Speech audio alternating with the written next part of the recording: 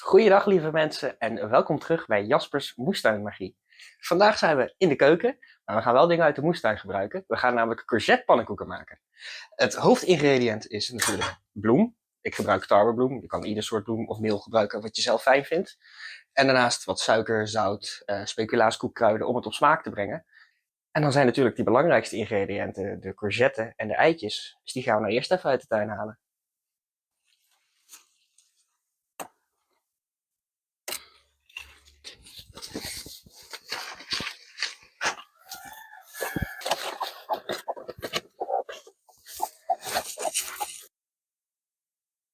Nu we de ingrediënten verzameld hebben, kunnen we natuurlijk door naar het maken van de pannenkoeken. Het recept is relatief simpel. Ik hou zelf voor 1 pannenkoek hou ik 1 ei aan en ongeveer de helft van een kleine courgette, of natuurlijk de kwart van een grote courgette. De hoeveelheid bloem verschilt een beetje afhankelijk van de hoeveelheid kookwater van de courgette, want dat gebruik ik er ook bij in. De eerste stap is nu dan natuurlijk de courgettes te gaan koken. Wij gaan nu voor 4 pannenkoeken, dus dat betekent dat ik straks ook 4 eitjes zal gebruiken en nu 2 kleine courgettes ga koken.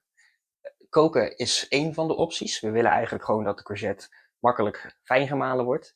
Daarvoor kan je ze ook gewoon raspen met een rasp. Vind ik zelf alleen een beetje veel werk.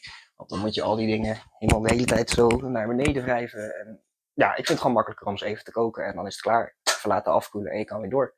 Maar doe gewoon wat je zelf fijn vindt. Het idee is hetzelfde.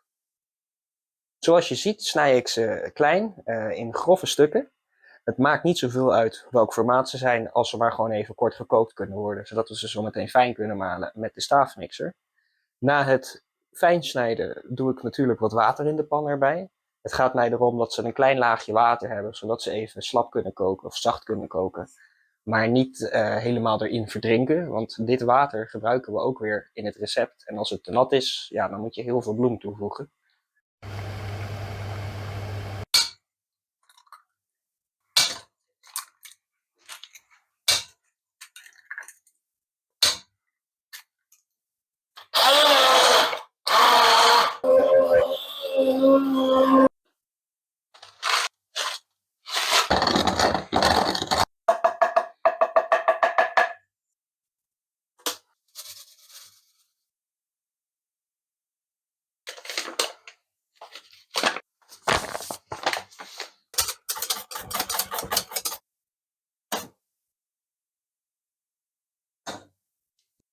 En dan nu natuurlijk het maken van de pannenkoeken zelf. Dat is ook belangrijk om niet te vergeten, anders heb je er niet zoveel aan.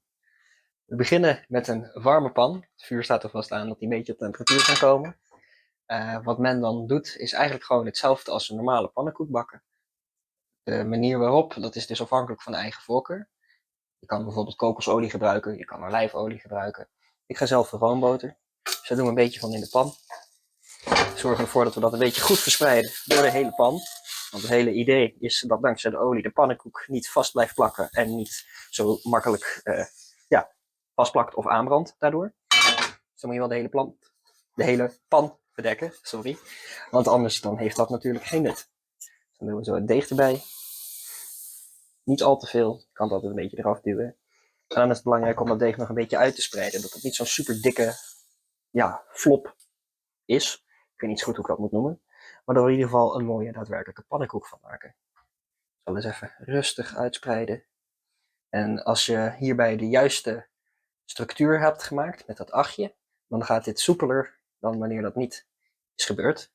Anders heb je kans dat hij bijvoorbeeld te vloeibaar meedrijft of juist te hard vast blijft plakken. Dus hierin kan je ook nog een keertje zien of je dat goed had gedaan.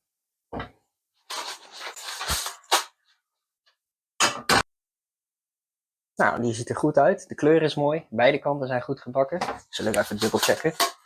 Ja, het ziet er aardig goed uit gelukkig. Dus dan is het tijd om hem zo op het bord te gaan leggen.